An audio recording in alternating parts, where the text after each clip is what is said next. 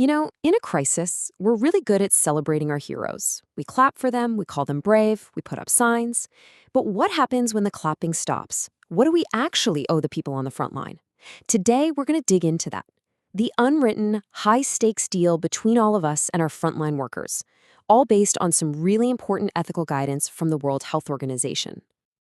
I mean, think about it for a second. When things get scary, our instinct is to run away, to find safety. But there's this whole group of people who do the exact opposite. They run towards the danger. And you might be surprised to find out just who we're talking about. It's a much bigger group than you probably think. All right, so here's our game plan. We'll start by figuring out who's actually on the front line. Then we'll get into this idea of a two-way street, their rights and their obligations. We'll also tackle the really tough question, is there ever a point where they can say no? And finally, we'll wrap up with why this matters to every single one of us.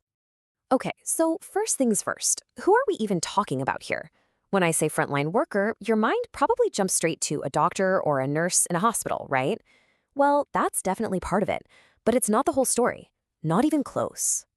The front line is this huge, diverse ecosystem of people. Yeah, you've got your healthcare professionals, but you've also got the ambulance drivers, the lab workers, and the people we totally forget about, like sanitation staff and burial teams. And get this, many of them are volunteers or are in jobs without a lot of security, but they're all taking on a huge amount of personal risk for the rest of us. So if all these people are willing to take on that kind of risk, what's the deal? What holds this whole relationship together? Well, it all comes down to one really powerful ethical idea: reciprocity. Think of it as the glue for this entire arrangement. So what does that actually mean? The WHO guidance calls it making a fitting and proportional return. Basically, it's just about fairness. If someone steps up and contributes to the greater good, especially when it puts them in harm's way, society owes them something real, something meaningful in return. Honestly, the best way to picture it is as a social contract. It's a two-way street. It's not just a one-way demand for their service.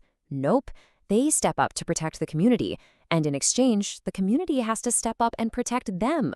That's the deal. Simple as that. So if we're on a two-way street, let's talk about our lane first. What is society's promise? What are the absolute, non-negotiable rights that these workers should have when they agree to step into a crisis? There are basically 5 core promises we have to make. 1, we have to do everything we can to minimize their risk. That means proper gear, proper training. 2, they get priority care if they or their families get sick. 3, fair pay and support if they get sick on the job.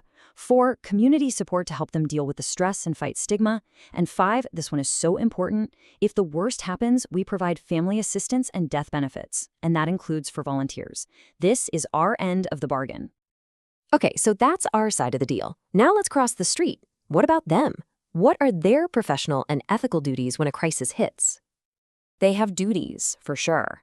They have a duty to take on a reasonable level of risk, to help with public health efforts, and to provide good, accurate information. But, and you really need to hear this part, that duty is not a blank check. It has hard limits. And that's where we get to the potential breaking point of this whole contract. So what happens when things go wrong? What happens if the risk just becomes too much, or if the system completely fails them? Where is the line?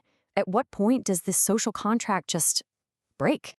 Let's just ask the question straight up. In the middle of a massive public health emergency, can a frontline worker look at the situation and just say, "No, I'm not doing it"? And the answer, based on this ethical guidance, is a clear and resounding yes. Their duty to work is not unlimited.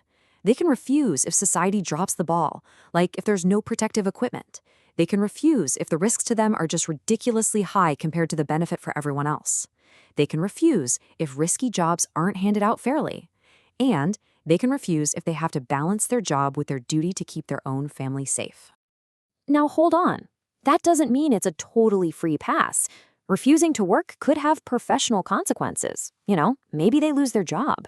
But the guidance is crystal clear on this. It should never lead to punishments like being fined or thrown in jail. It's a tough, ethical choice, and it has to be respected as one. So all of this, it brings us to the most important point of all. This whole social contract thing, it's not some abstract theory for a textbook. It's a real collective responsibility that lands on all of our shoulders. If you remember one thing from all this, let it be this quote.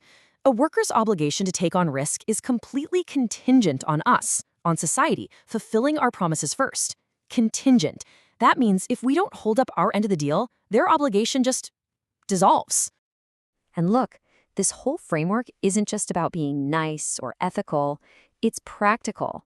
It is the absolute foundation of a response that can actually last, because without it, the system fractures, trust is lost, and the whole response can fail, right when we need it the most. So I'll just leave you with this question to think about. Another crisis isn't a matter of if, it's really a matter of when. And when that day comes, are we going to be ready to uphold our end of the deal? I guess we'll see.